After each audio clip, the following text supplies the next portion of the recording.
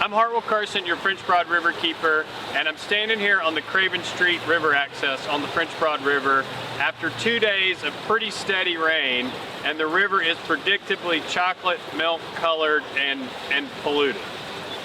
So the story of the French Broad River is similar to the story of a lot of American rivers. It was grossly polluted prior to the passage of the Clean Water Act.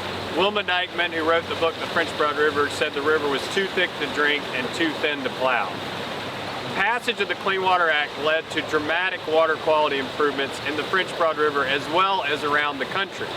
And we've kind of taken those improvements for granted because the river is really plateaued. We're no longer getting cleaner every year, and in a lot of instances we're actually getting dirtier.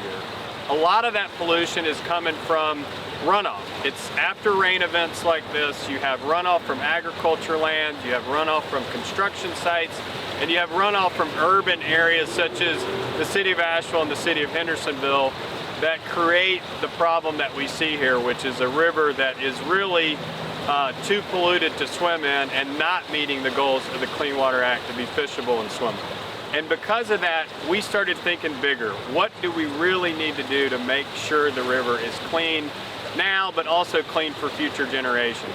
We came up with the I Love Rivers campaign, and it's a campaign to look at the big picture, the 30-foot thousand level.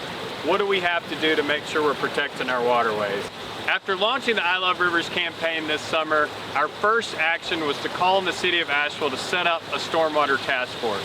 This was to look at the hard problems of why stormwater from the city of Asheville is polluting the French Broad River. The city had refused to take action, but thanks to over 800 of you who pressured the city, we're now in the process of setting up that task force and really examining the hard questions of why stormwater is polluting our streams.